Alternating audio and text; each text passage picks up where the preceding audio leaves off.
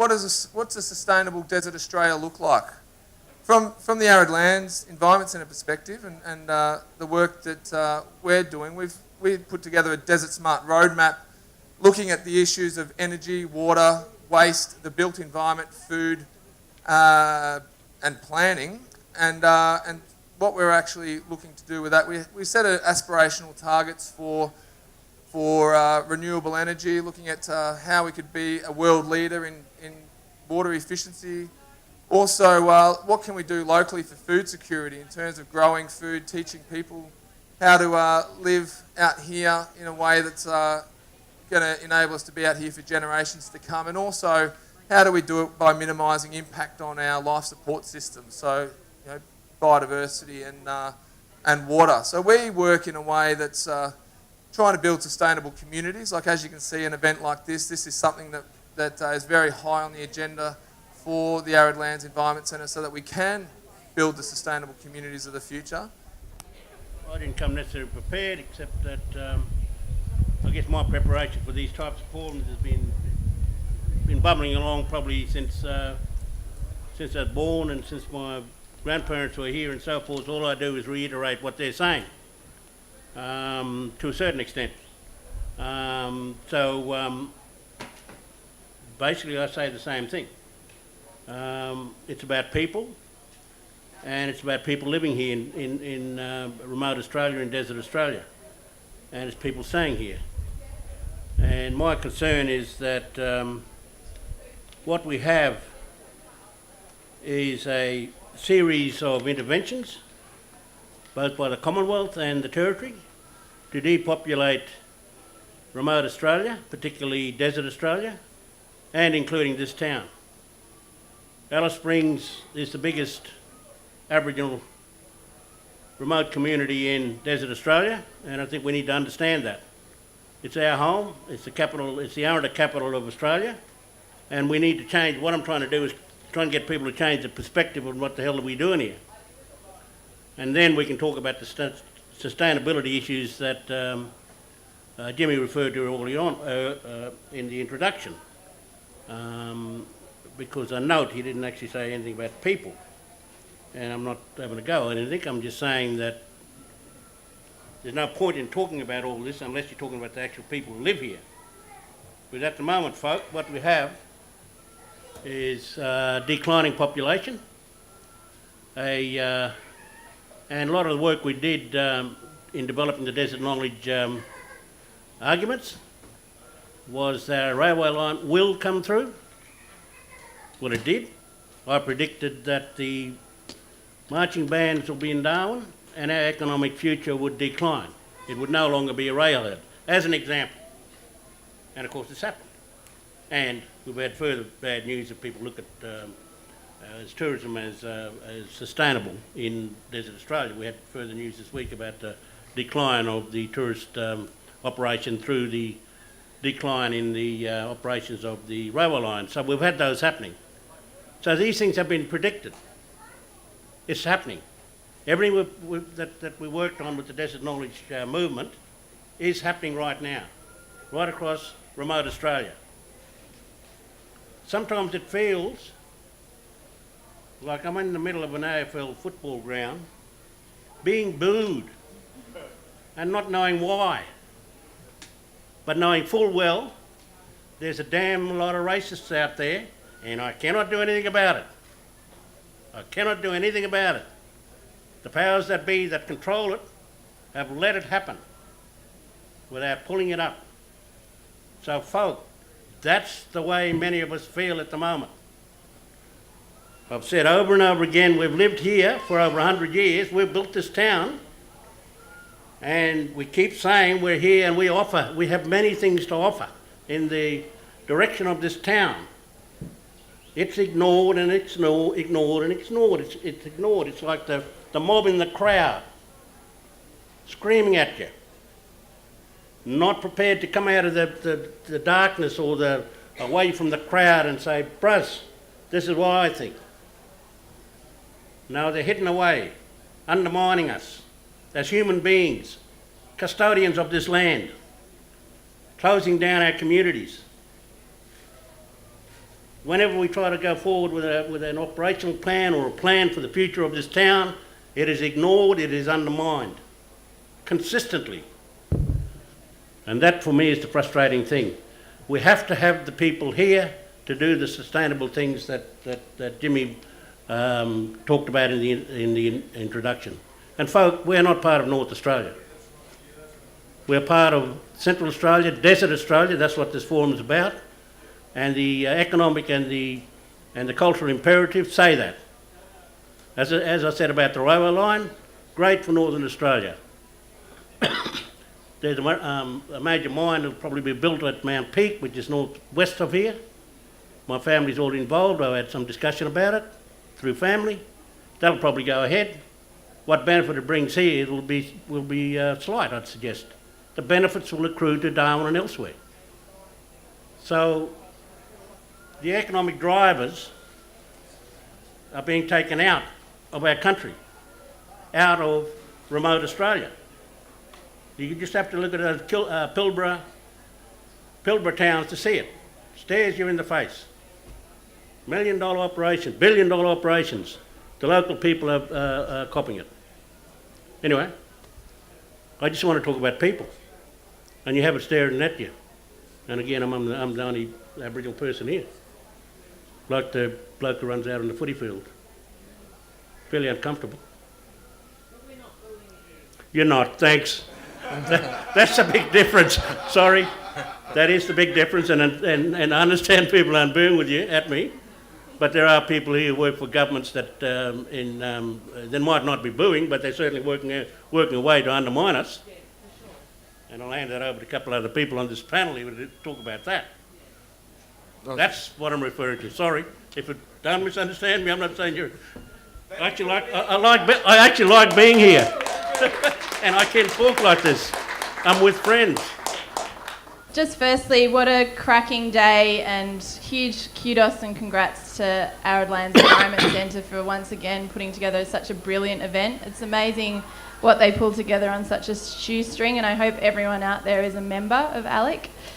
Just wanted to let you know I'm a proud board member of ALEC, and I'm also a Desert Defender, which is an option that people can choose to sign up to make a regular donation, and I really encourage you to do that, especially in the absence of government funding, which, whilst it's a blow to ALEC, I actually think it's a good thing to have a level of independence with your funding, so get behind ALEC.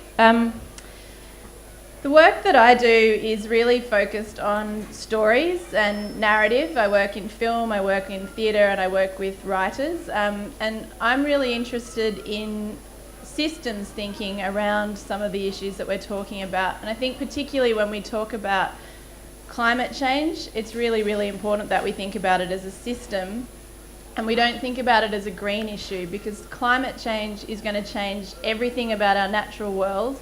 And as our natural world is changing, that's going to affect everything about our social and economic systems as well.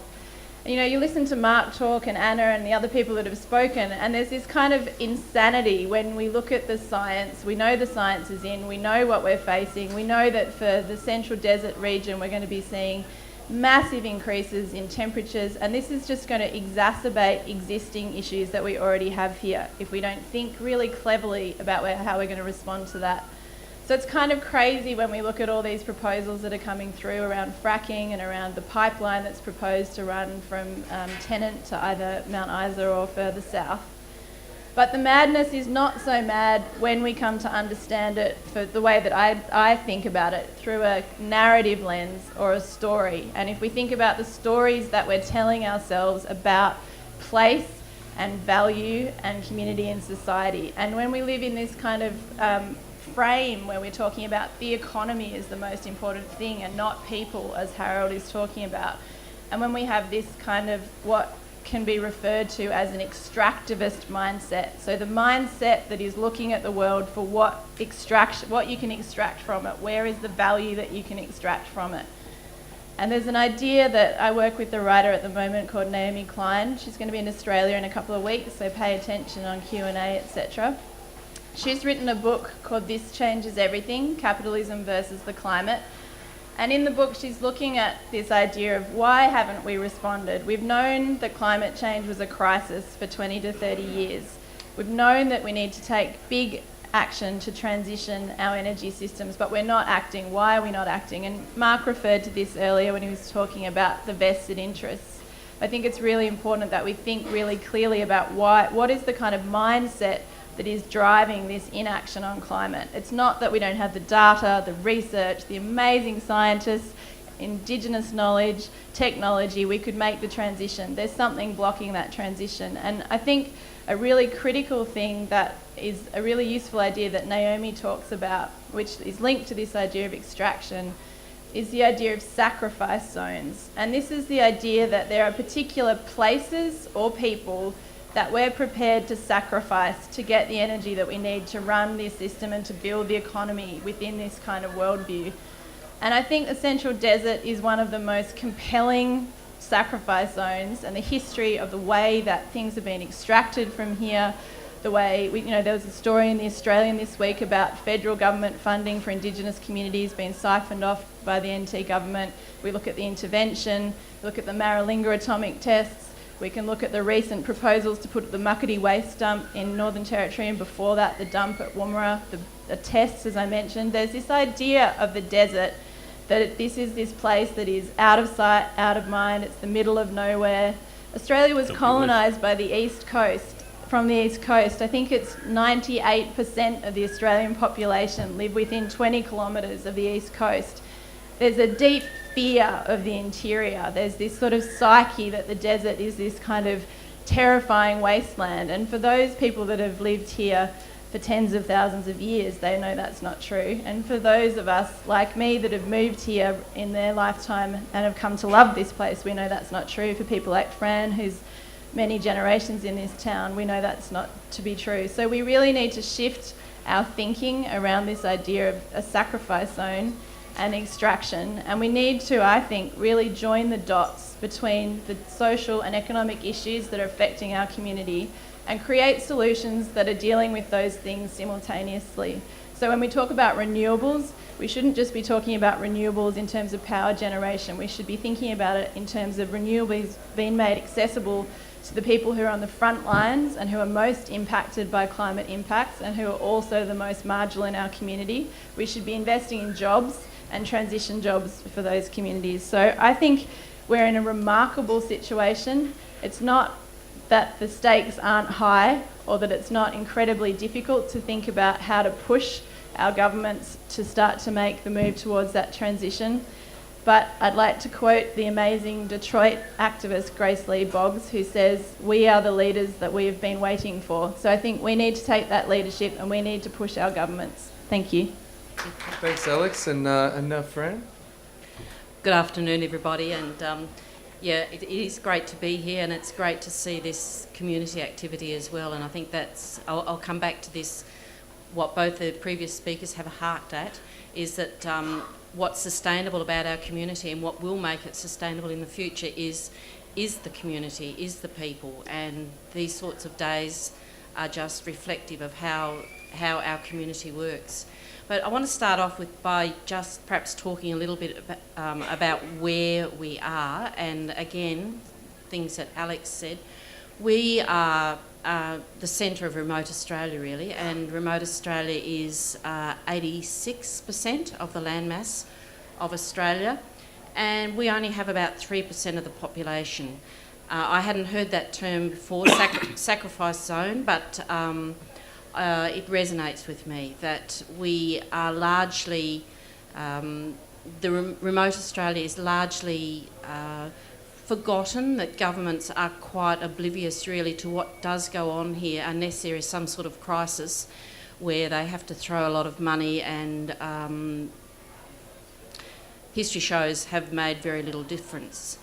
I think that's also why, although strictly speaking we're not part of Northern Australia, why we actually have to be part of that agenda, because that's where the money is, which is very important, but that's also where government interest is and government aspirations. And if we don't find ways of actually making sure that we sidle in there somehow, that our interests are taken account of in the Northern Australia agenda, we don't have water, and we don't have agribusiness, But there will be ways that we can find that we can be part of that agenda, and I think that that's going to be very important for us.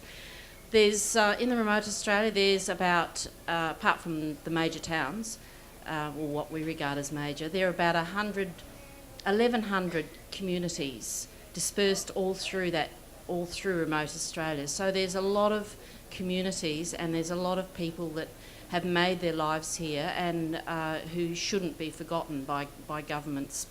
And I don't want to sound very negative, because I do feel very positive about living in the desert and living in Alice Springs, and that's why I'm still here after how many years, because I do love it, and I do think that it's a very positive place to live, and a very vibrant place to live, and a fantastic place to bring up kids.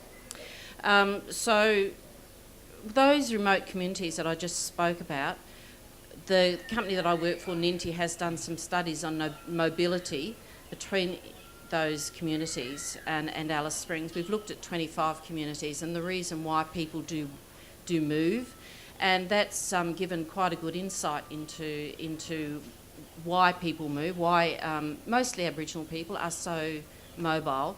But one of the things that is remarkable about that is that, probably remarkable is not the word, it actually makes it self-evident really when you think about it, is that if you don't have a licence, then you're very likely not to have a job. And that's coming through time and time again in these questionnaires that we're asking people. So the idea of transport in remote Australia is really, really significant. How we actually make movement easy for people, and so that they are able to move, so that they are able to get a job and be employed and be part of the economy. Because when you have the demographic mix that we have to make sure that everybody in our population has the opportunity, should they choose, to be employed and to be part of the economy. That's very important. And part of that, the vision for remote Australia, what we also need to do is telecommunications. There was a recent forum in Darwin called Broadband for the Bush, and part of the reason for that is that we, again, and I don't want to sound negative, and I'm not negative, but broadband is largely not something that's actually the government's thought about when they did broadband, thought about us. So access and speed and reliability of broadband is absolutely essential to developing our bush and remote Australia. And the bush is largely disconnected because of that poor infrastructure and poor availability of broadband. So I think that is really important. You can't run a business, you can't do shopping, you can't develop your health services, your education services, unless you have a really good broadband link. So for the future in remote Australia, in Central Australia, I think that's going to be a really important component. Climate change, we've alluded to that a few times already this afternoon. Despite some sceptics in our federal government who perhaps don't believe in that, it is happening. Again, the CSIRO and our research has shown that there's a paper called "It's Hot and Getting Hotter in the Rangelands," and I'm sure people that work for CSIRO would agree with that. That will cause changes in, obviously, rainfall, but also our livability of our towns in remote Australia. The dust, the heat, the grasses that will grow, the feral grasses, etc., that will grow, and our energy, that will all be affected by climate change. And I don't think we're actually giving that enough credence. That has to be something in our vision for remote Australia. And lastly, I think I'll just come to the town of Alice Springs. The things that I see here that need to be part of what we look at in our vision. First of all is the turnover of people in Alice Springs. On the one hand, that is such a positive thing that all these people come into Alice and bring their ideas, their creativity, their energy and their willingness to form new organisations and their expertise and experience that people who live locally might not have. That is an essential part of living in Alice Springs. But so too is the living here forever sort of idea. The people that get the red dirt and the ranges in their blood and never want to go anywhere else. I think that's really important, that those two components of our demographics are equally encouraged. And that means that the facilities for older people in Alice Springs need to be looked at, that people can live here happily and comfortably in their old age, and form the basis for a community. The other thing about Alice Springs, and I might be running over, Jimmy, I'll finish in a sec, we are enormously susceptible to national and international trends. I think Harold mentioned tourism, so tourism, pastoralism, just about anything that's one of the drivers of our economy is subject to the fluxes of what happens elsewhere. You know, the dollar drops in New York and we feel it here in Alice Springs, and tourism, etc. So we have to drought-proof our industries here, or find industries that are not subject to that enormous fluctuation, because that also is very destabilising to our town. You can see it now with shops shutting, etc. It's a phase. It will change. But if we could only stabilise those sorts of things, then I think living in Alice Springs would be much more appealing to a lot more people for a long time. Thanks. Great. Thanks, Fran. Jimmy, thanks so much for the opportunity to come along today. And again, I'll echo Alex's thoughts. Congratulations to you and the whole team at Alec on a fantastic. On a fantastic show. I came here last year, and I think there would be there's been a fair growth in your show here. So it's fantastic. There we go. It's a test. I think they're trying to put me off public speaking, but anyway. No, you're right. All right. Look, from a government perspective, and I think governments of all persuasions, the reality is every government around Australia, if not the world, works in this, what I would probably call this virtuous policy cycle around social policy and economic policy. We can't have social growth without economic growth, and we can't have economic growth without social growth and stability. So one is absolutely reliant upon the other. So that's sort of in a contextual way. That's sort of the policy environment that we all work in. I think the aim for everyone really is to have a progressive and sustainable community development. You know, we would love to have, from my private sector days, my bosses would be telling me, well, I want 7% top line, 3% bottom line. You always want that steady growth in a community across all of your measures. And I think that's what everybody is really looking for across a range of our communities, be that in social policy, environmental policy, or indeed economic policy. And the three, I don't think, can ever be treated as separate or in silos. They absolutely are all linked. Of course, it's a reality that we need to balance short-term priorities that we all have with the longer-term priorities that we have as a community. But it's interesting, Harold, talking about the TNG Mount Peak mine, and I'm sure a lot of you will have seen the media that came out about that earlier in the week. There's probably another 4 mines which are at different stages of their final investment decision, and certainly TNG are probably the closest along that line. It's very easy to have a focus on these big projects, and we're all aware of a number of other projects that are happening in this town. It's very easy to have a big focus on those, but the bigger the projects are, the bigger the possibility that they do have to fall over. So you never ever want a community to hold and pin their hopes all on that TNG mine, for example, to come off. It's all around a balanced portfolio that you have. And for my money, it's around looking at the opportunities and the cracks. So I work with a Regional Economic Development Committee, of which Jimmy is a member of. And that's absolutely a really core thing I'm talking about with that committee, in terms of what are the opportunities that exist here, and how can we leverage the strategic advantages of where we are in Central Australia and Desert Australia. And I take your point, Harold, around the Northern Australia agenda. We are Central Australia, and we've got to be proud of Central Australians first, but Fran is right as well. The economic opportunity that exists to our north as we're looking to the contraction of the economies in the southeast corner of where we live. Our absolute economic future is pointing north. But we need to, again, contextualise that in terms of what does that offer for Central Australia. For me, another thing I talk about is for our growth industries, and I'll get to the core of the question of what do I see the future of a sustainable economy and population look like here. For me, it needs to be filtered through what I call endogenous growth, whereby we look at human capital, innovation and knowledge.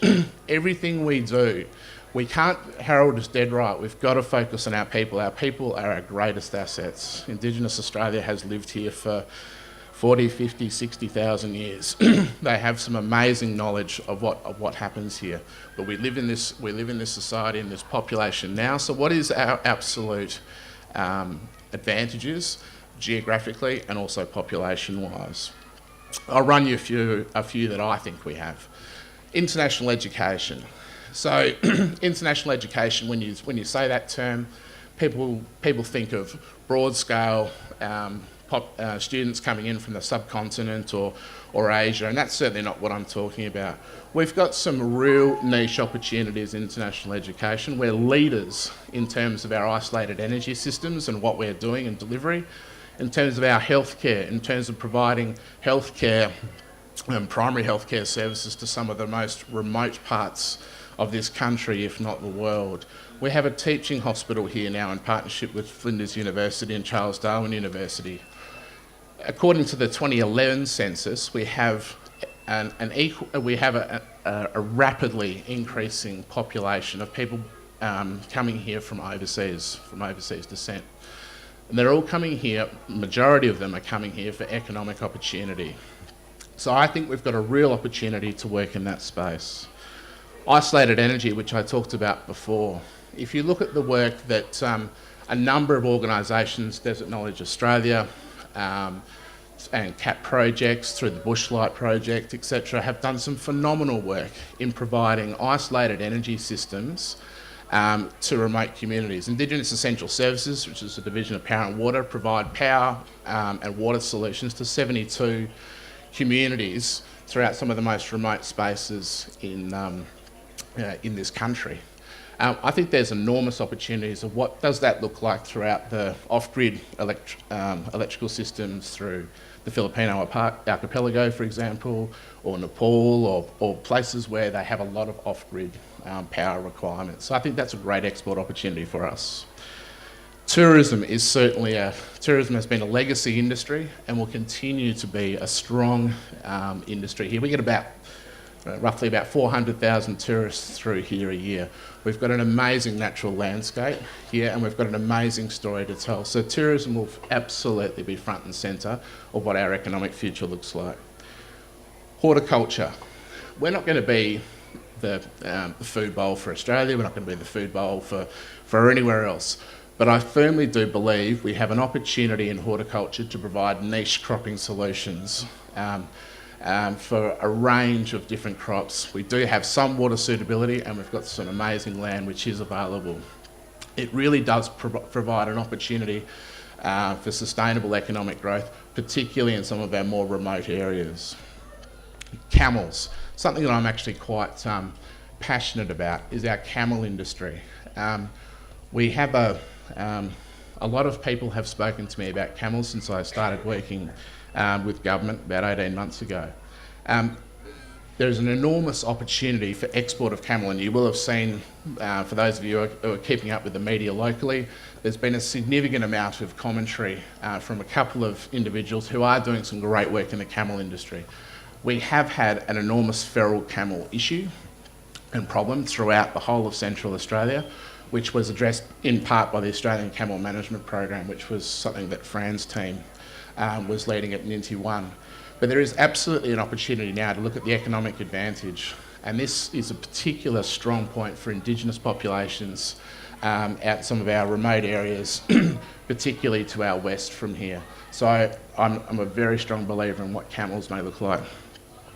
Picking up on what Fran was saying around our older population, The 60 to 69 year category, according to the census, is the largest movers out, has the largest negative net population growth, I think is what the ABS people call it, out of this town. It's retirees sell up their house and move to Victor Harbour. We all know people who have done that, and it's a big economic drain on this town. And Fran's dead right, we don't have the infrastructure to keep those people here.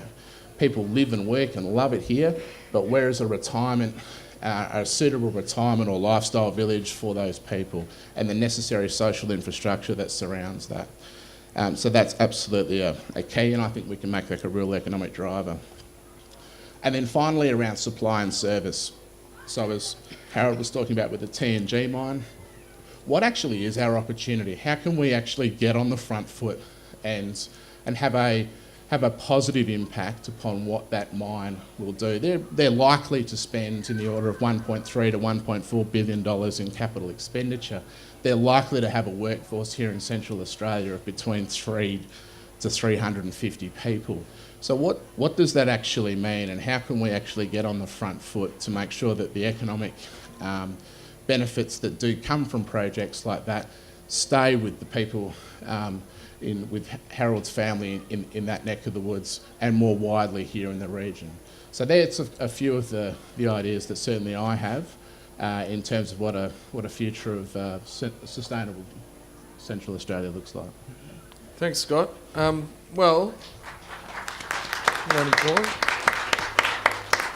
rather than just have the five of us just sit up here, I think we're now going to open it up to you to, if you'd love to run a mic, that'd be great. Just check that the green light's on. But yeah, if there are any questions out there, because we want to make this a conversation, not just a one-way panel. And we've got, looks like Dr. Rosalie Schultz is over there with a hand shooting up. Yep, that looks like it's working. Just over here, Anna. Thanks to all the speakers. Look, Fran, I just want to pick you up on the point you made about you need to have a job to be part of the economy, because I think that Indigenous people obviously have been the economy for forever, and what you mean by a job, we really need to challenge and question what a relationship between a job and a livelihood. And can you just talk to that? Because I know that Ninety One's done a lot of work in that area. Yeah. Well, I think when I use that word job, I mean a lot of things, and not just turning up 9 to 5 to a workplace. It's a lot of things that may be more flexible than that, maybe very much more informal than that. I think when I say a job, I mean something that does contribute to a person's well-being, and also generally to the wider economy of that area as well. But I certainly don't mean, the good old 9 to 5 thing. No.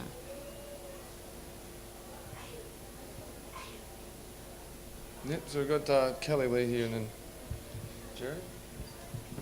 Hi, I've just got a question for Harold. I think it was really interesting you were saying, this place is about people, and Aranda people have so much to offer. Can you expand on some of those things that you can see, and particularly for people who've moved here from outside, and some of the ways that we can work together to build a future for all of us? Just before I get into it, I think that one of the major issues that we do have here is the continuous grind of informing people. As you say, people come and they go, come and they go. And that's fine. Some people like it. They go away and retire wherever they come from. Someone said Port Lincoln or wherever. And you got councillors who go off and to look after their grandmother in some other place. But we're here. We're still here. Aranda people are still here. And so we have to, it's really draining, explaining things over and over and over again. And I think that's what I was trying to point out with my comment, sorry, about being in the middle of a football field and you're being booed or whatever, and you're not too sure who's the goodies and who's the baddies, and you're not saying everybody's bad. In the case in point here, well, I presume I'm amongst friends, so that's why I can say it. But that's one of the drains I think that somehow we need to get on top of. Aboriginal people have offered ways forward for the last 100 years. This town. The question really is, and I'll throw it back, why are we constantly ignored? We work together. For example, this is relevant to this discussion here, the Desert Knowledge Project. We work closely with the Northern Territory Government on developing that project and including a precinct to bring together a knowledge economy for the benefit of this town. For the benefit of this town, Aboriginal and others. That's how it was designed. It was designed by particularly Aranda people. Yet we seem to be consistently being ignored. Netty One comes along and they relocate the manager to Adelaide. How obnoxious is that? When we grew it here. Sorry? I said, I'm still here. Yeah, but the management went to Adelaide. Sorry, Fran, you can respond whatever way you want. But the management went to Adelaide in the absence of any discussion, including with myself as a board member. I'm using this as an example. There are many others. NITB.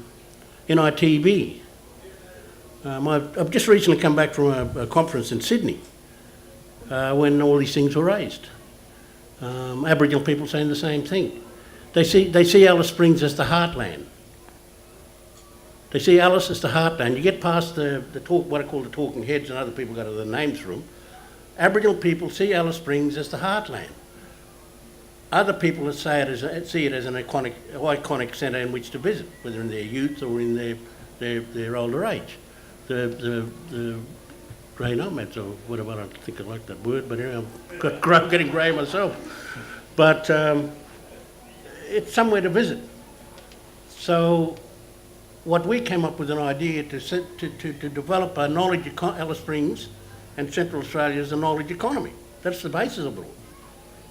And we've had government interventions, and we're still going. As I say, I was in Canberra. I was in Sydney last week and presented the case for developing Alice Springs as a national Aboriginal cultural and art and cultural centre, and they loved it. They loved the idea and could see the opportunities. That's Aboriginal people could, and people at the university could see it as the added on you could do as making this place a focus. But I'm not sure if that's going anywhere in the Northern Territory. I'm not sure. I mean, we just heard Fran, saying that she's still here. But in fact, the managing director relocated her to Adelaide. And that's an example I'm using. So these things divide us. We set it up for here. It was decided, it was given birth here, grown here, and yet it goes elsewhere. That's what I'm trying to say. These things that we develop here seem to just get wings and go off elsewhere.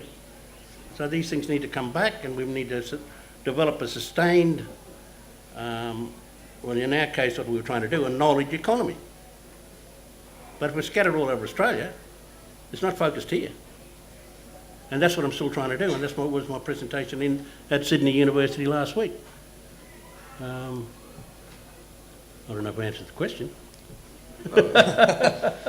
No, that was good. Thanks, Harold. And I think we've got Jerry McCarthy at the back there, MLA for Barclay.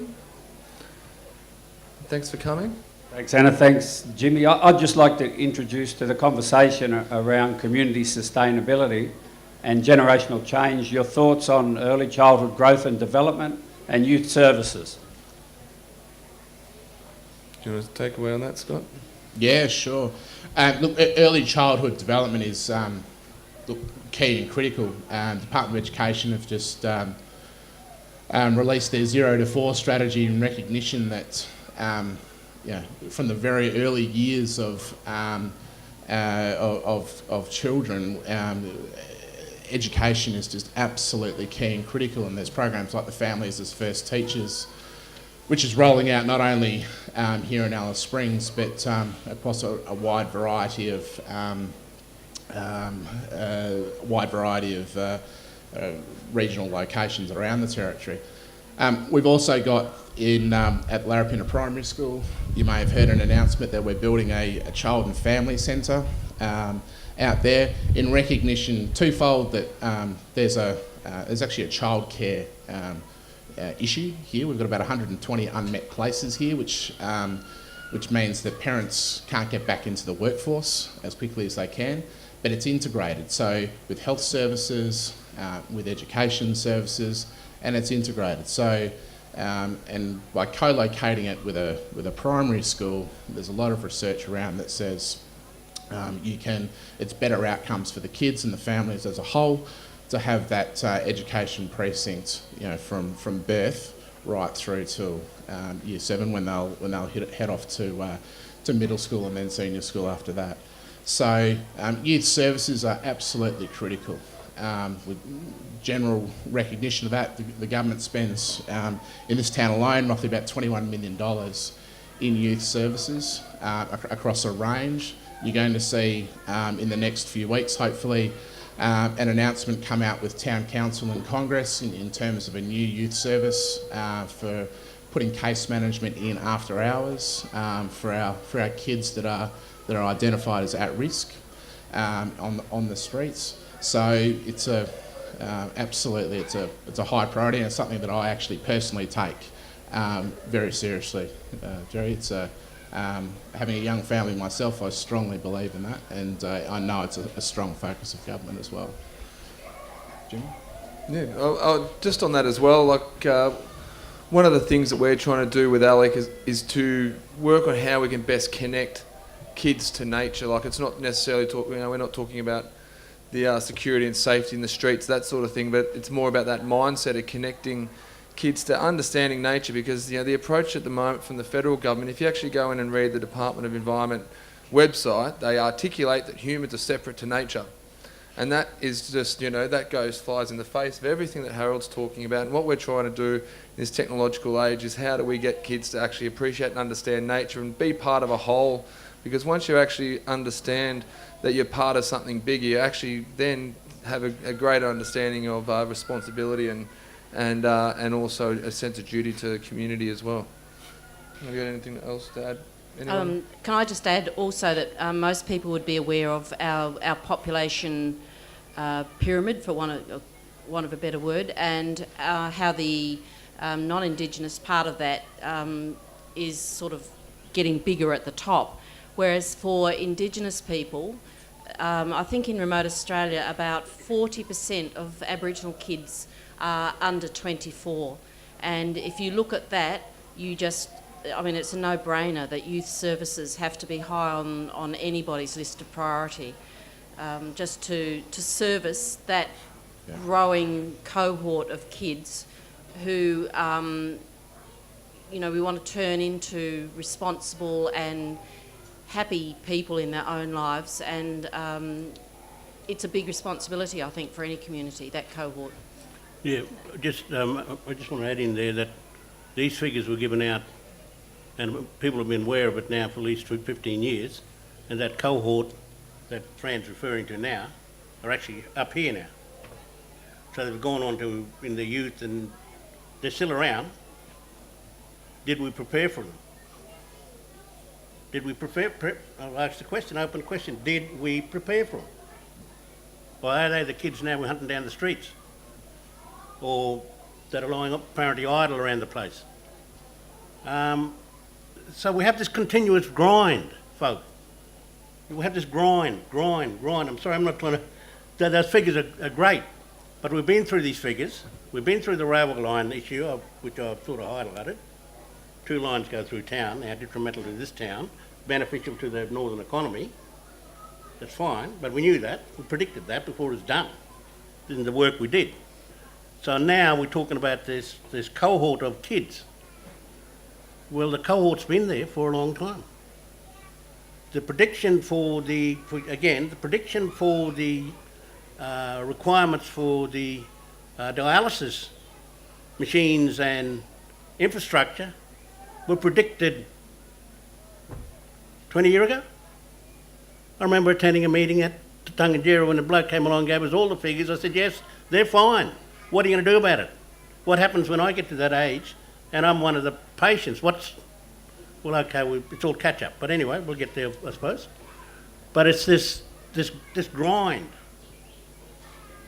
that now we're going to look after the kids now. Well, sorry, you can say something. I mightn't be making any sense, but anyway. Hey? You are. I just want to jump in as well.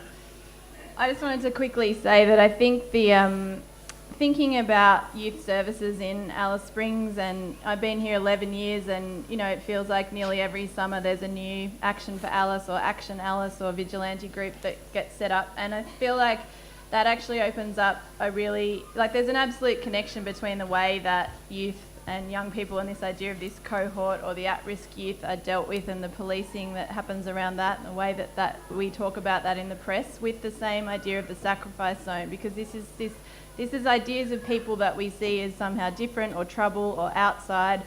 And when we're talking about economic sustainability, like having a genuine conversation about how to engage with those young people beyond and it's sort of this crazy thing of, not dissimilar to how Harold's saying that Indigenous people have come up with solutions. Local researchers and youth workers, and I can see people in the room I've collaborated with in the past, have done so much research on this stuff, and it just feels like it often falls on deaf ears. And going back, it's a total parallel to the climate change thing as well, and there's a total parallel nationally to the Reclaim Australia, the rise of the voices of Reclaim Australia and those kind of fascist rallies that are happening. If we don't think about really smart ways of dealing with inequality and disadvantage at the same time as we deal with these impending climate impacts, we're going to be seeing much more division and racism and brutal responses from police, and we see that in border policing as well. And I know that I'm sort of running through a grab bag of really big issues, but I actually think there's an enormous benefit to looking at what is it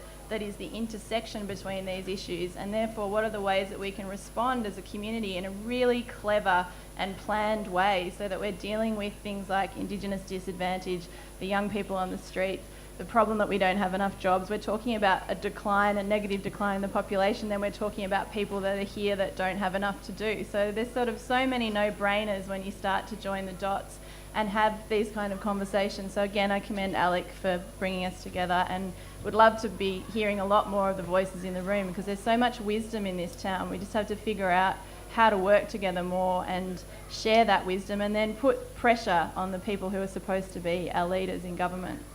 Great, thanks, Alex. Do we have any more questions out there? Or? Yeah, I'd like to just continue on that topic of the no-brainer.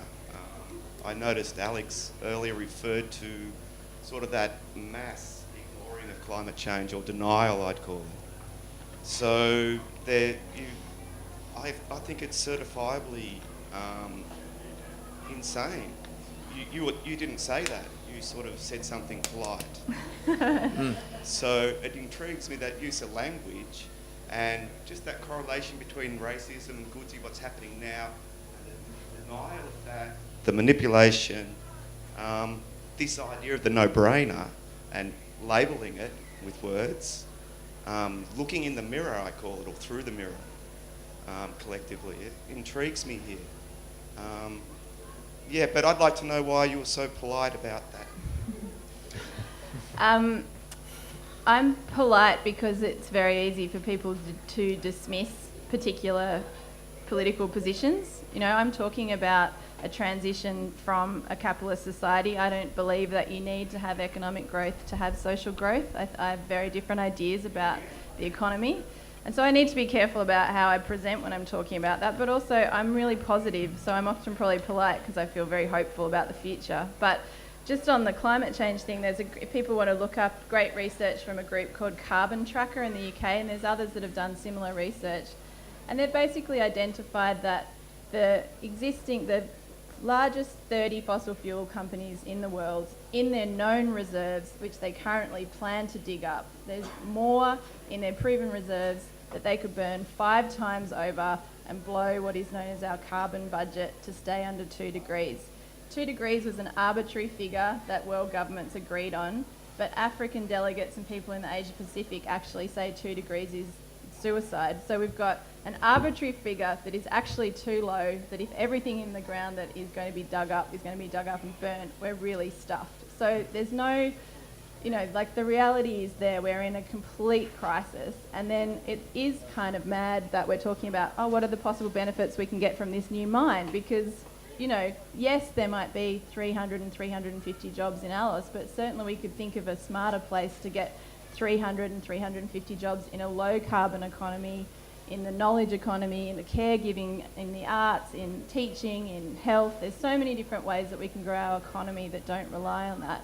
And that's why maybe I am being too polite, but it's very difficult in this political climate to have a conversation about the reality, and that's why the science is so useful, because we can say this is a deadline, this is real, we have to shift, because the conversation has shifted so far to the right. It's very difficult to pull it back to have an actual conversation about what's real. So thanks for asking me so I could be maybe less polite. Yeah, the conference I went to in Sydney to talk about a number of issues, some of the delegates from there were Aboriginal people from the Galilee Basin in central Queensland. And they were quite stoked because they thought they'd got on top of the coal mining activity, the billions and billions of coal mining activity that's going to happen in the Galilee Basin. And that they'd managed to stop Adami. And Almost. And anyway, the little was a snake or squid that helped them along the way. They didn't say that, of course, but apparently that's what helped the case, and that's what was the news item about. And then there's all about the news item about these greenies. Well, again, these Aboriginal people that I'd spoken to, all presented in Sydney, we know they didn't exist. The Aboriginal people did not exist in the discussion with the Prime Minister and others. They're worried about these lizards and the greenies. Well, what about the blackfellas? They're fighting for their country. It's madness. It's absolute madness. It's a madness. Hence, I'm sorry, I didn't mean that you're all blues and that going to boo me. That wasn't the point. Because I'm amongst friends, and I suspect it'll be appreciated. But to me, it's no different to the racists hiding out in the crowds of the AFL football grounds, booing an uppity nigger. That's all they're doing. They're booing an uppity nigger who has to hide to get up and say things. And it'll happen all the time. Sure, they've been called to account, but I tell you what, I bet they haven't. Thanks, Howard. Does anyone else want to comment? I was just going to say as well, it's just been a really interesting week this week with the Carmichael coal mine and Adani being put down somewhat this week because of process. But then you see our Prime Minister coming out calling this sabotage and using this sort of language as though the people who are standing up for the process and the rule of law in this country are being subjugated and being completely marginalised and being demonised by this government. And I think that this is the sort of stuff that we just really need to look at, that there's a lot of divisiveness going on at the moment, and I think that I'd really credit Alex with using the diplomatic language, because it is a battle of hearts and minds here. We're not going to win this in the streets with pitched battles or anything like that. It's actually going to come because we actually convince people that it's the right way to go. And I know it's really hard and it's the hard yards, but long term, it's the only way we're going to be able to do it, because we need to convince these political ideologues that they are wrong and that the people, because they are, and there's the science is proving that the climate is happening and we can't be digging up these big coal mines. So we need to make sure that we articulate ourselves really well and make sure that when there are things like this and other sorts of rallies that you hear in town, whether it's about fracking or about coal in other parts of the country, that you do turn up, because it makes a difference. And I think that that's something that we really need to take heart from this week. The battle is never over, it's always paused. With Angela Pamela as well, if the uranium price goes up, we'll see them back out there again straight away. And I think it's really important for us to keep that in mind. So is there any other questions? Sorry, Jimmy, I just had one question.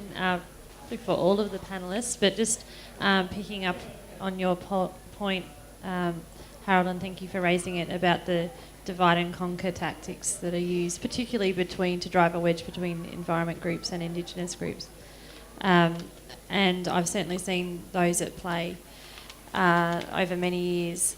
But I would just like to flag the issue of energy independence, because I do think that there is a correlation between remote communities who are most vulnerable to the impacts of climate change and the opportunity for those communities, because they are off the grid and sustainable, to become energy independent through these renewable energy technologies, such as the Bushlight program was doing quite successfully. So I just wondered if that's something that perhaps could come out from today, is a call to restore that program, because it does seem to be a no-brainer, and one of the very basic things that we could be doing to support bringing renewable energy technologies to remote communities. Can I Yeah, you can lead off on that, Scott. grab that one? Absolutely agree. Energy independence for remote communities is critical. So I'm not sure if you're familiar with the solar setup program. So that's been co-funded by NT government and ARENA, the federal government agency. So that's going to put solar hybrid systems into 30 communities. Those 30 communities are yet to be defined, but they will be very shortly, and there will be a high tech. I guess I need my friend Lyndon Frierson, who can explain all the science behind it. But there's a high tech testing facility which will be further up north at Daly River. So there's absolutely a fair bit of work going on in that space through Indigenous Essential Services as part of Power and Water, and they're partnering with ARENA, and they've also got University of Newcastle and, interestingly enough, the University of Alaska participating in that program. Yeah, thank you. Yeah, I had heard about that program, but I was just wondering what the level of Indigenous engagement was in those projects, because I know people living out at Nuyu who haven't heard anything about it, for example. And yeah, it just seemed that Bushlight program worked with communities to ensure it was driven by the community. So the CAT, CAT Projects is leading the solar setup work, and they've obviously hold all the IP that came out of the Bushlight program. So I think you'll see and CAT themselves are the ones who are going to be delivering the engineering solutions out on community. So I think you'll see a very high level of engagement. I'm not sure about that particular community you're talking about there, and I'm happy to have that conversation with you offline. But I think there'll be certainly a very high degree of community consultation as this program rolls out.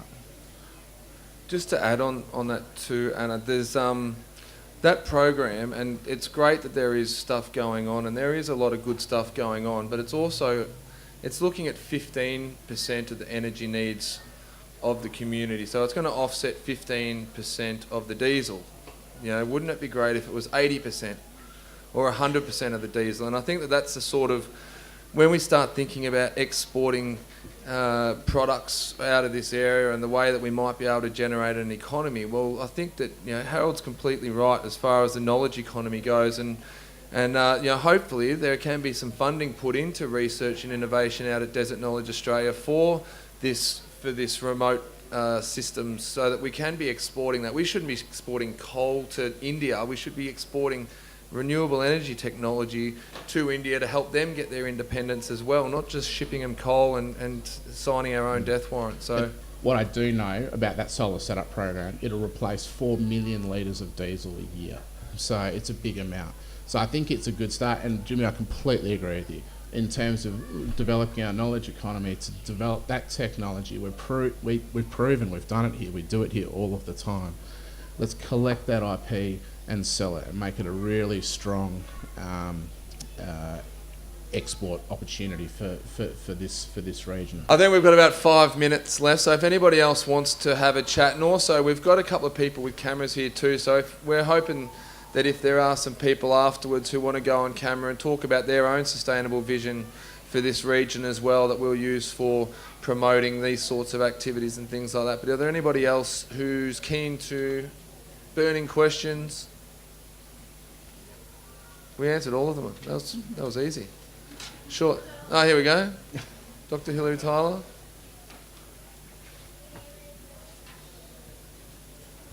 Yeah, hi. I suppose we've been talking about climate change and we've been talking about extractive industries throughout the day. In a sustainable future, maybe I could start with Scott but open then up to the rest of the panel, how people feel like where is the threshold where we say because of climate change we can take no more fossil fuels out of the ground? Yeah, it's an interesting question. And look, to be honest, I have no answer to that. I think there's a growing recognition that absolutely we have to start living in the carbon. We have to move towards a carbon-free economy, and we have to start moving to that direction.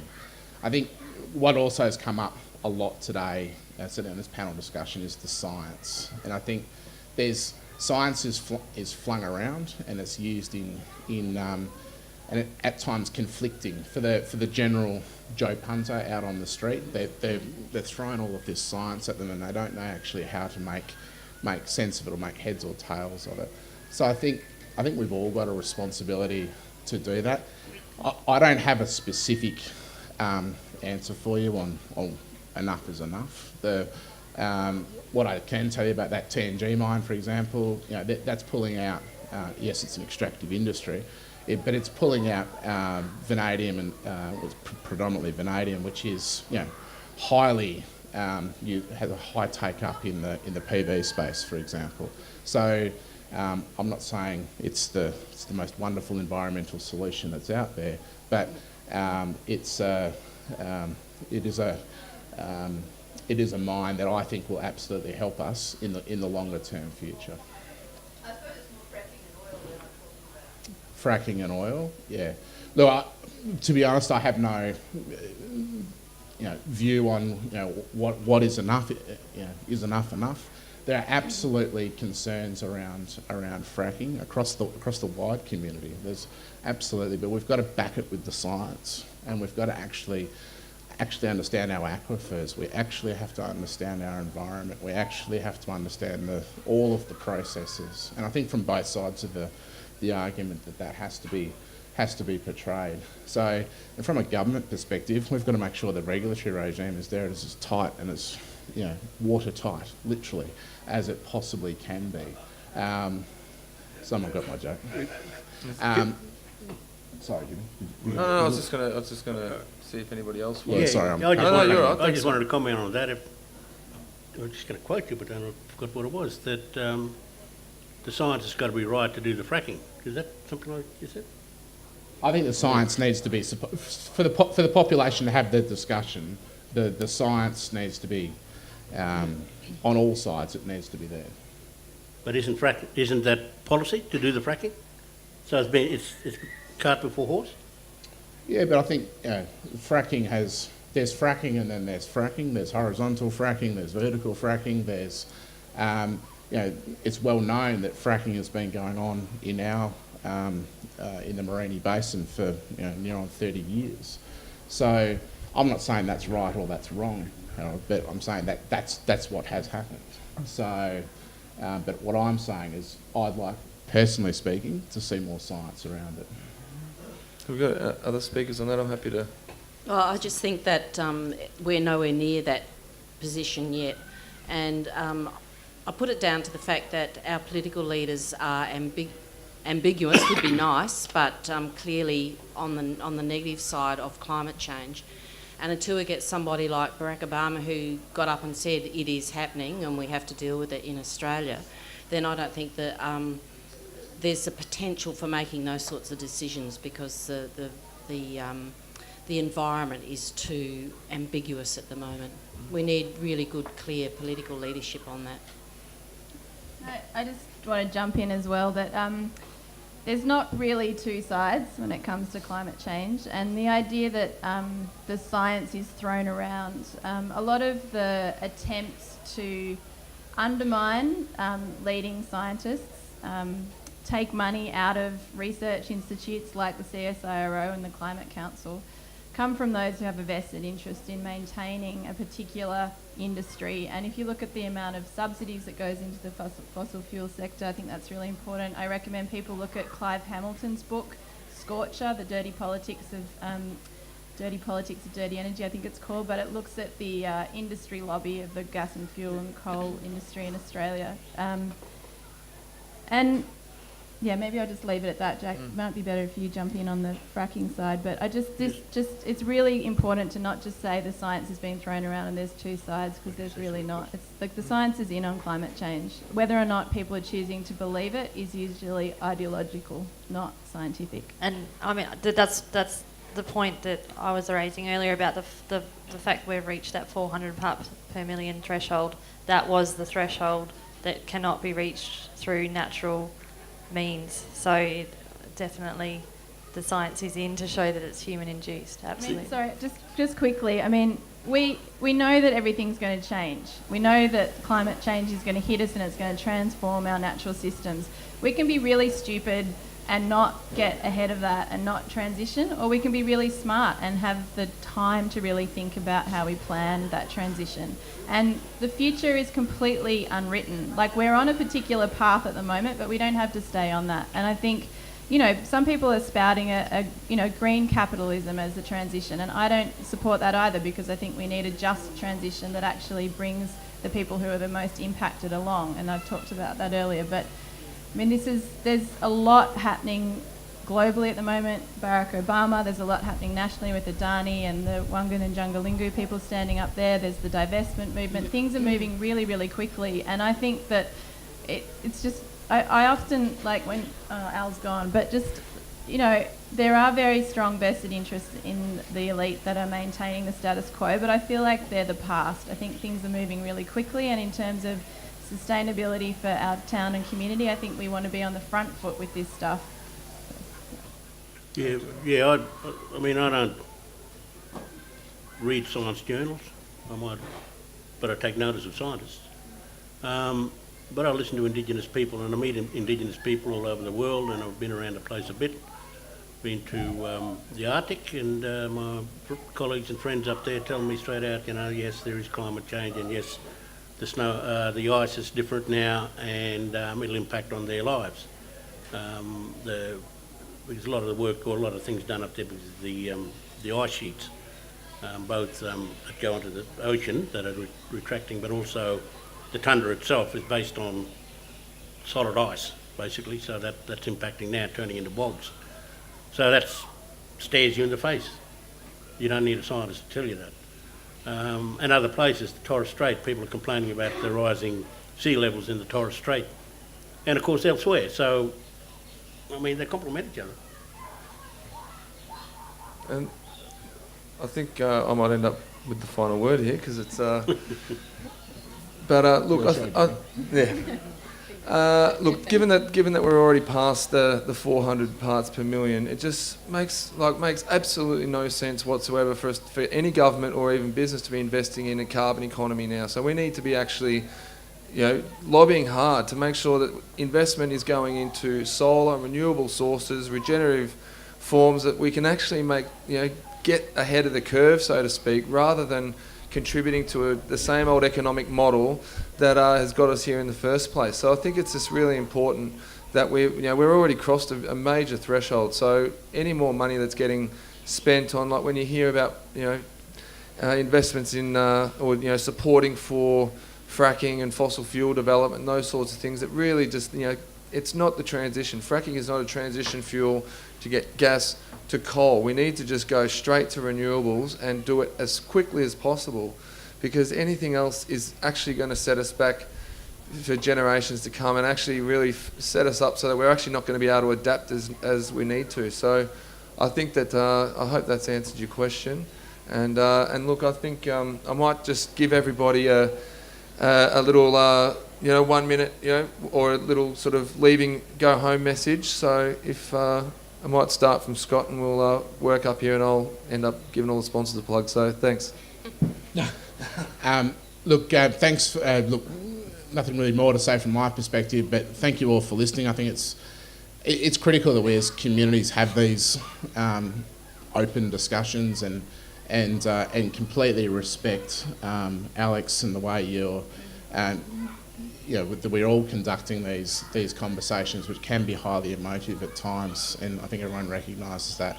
So I just wanted to thank you all for hanging around and at the end of a fantastic fair put on by the team here. Jimmy, thank you. Thank you for the invitation, and thank you all for being a great audience. Yes, sir. Come on. I think what we've heard this afternoon is that the issues are not simple, and that they're not going to go away very quickly, but also that there's a great deal of care about what happens to our natural environment, but also to our social and economic environment as well, and that really augurs well for the future. So it won't be easy, but there's a hell of a lot of people in our community who care about it, so that's a really positive thing to me. I think I'll just say, giving them wrap up. I just quickly encourage people to pay attention to social movements. I think they're this almost invisible force in society, but when we look back historically at some of the greatest changes and gains that we have, they've come out of struggle.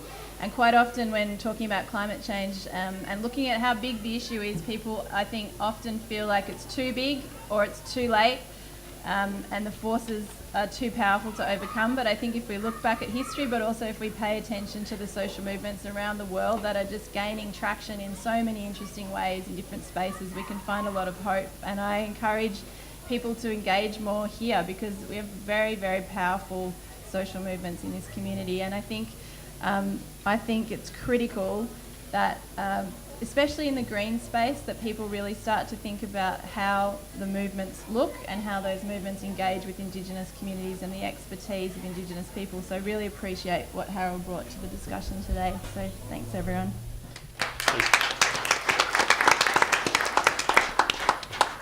Yeah, thanks again to Jimmy and Alec for inviting me along here again. I might have sounded a bit pessimistic, I suppose, but I guess I try to be a realist, so we try and look to the future. And one of the interesting things that is going on right now, and I've mentioned this again in Sydney, is the social movement. This machine here, well, it can be obviously negative, and some of us don't know how to use it properly, but the social media and the campaign, particularly that came out of the West Australia, about the don't close the communities. I mean, that went national and went international without mainstream media support, just by social media. Social media was involved in a couple of those revolutions in North Africa that toppled dictatorships. So it is powerful, it's a powerful medium, and I try to keep contact with it as best I can. My sons and others are full bottle on it. But yeah, there are social movements happening and have been happening for a long time. It's a powerful movement, and it's probably one way of getting our messages across nationally and internationally. So, and again, thanks again for inviting me here, and you've been a wonderful audience. It's you haven't booed me or anything, so I didn't expect to be, but I thought I'd raise this as an example of people who try and talk up how they're treated. Good. Thanks, Thanks, Harold. Well, just on that, I just we've been talking about really complex and defined as wicked problems, and the only way that we can actually solve wicked problems is through working together And so I just want to remind everyone that we are all out here together, and I think that it's really important. It is very easy sometimes for people to just slag people off and call them names or try to pigeonhole people, but I think it's just really important that we acknowledge that we're all part of this community and we're all part of this region, nation and world, and we actually need to work together to make a change. So on that, if anybody does want to hang around and help us pack up, that'd be awesome. And I also want to acknowledge the great work that Carmen and Peachy have done to help put this on, who are Alex staff, who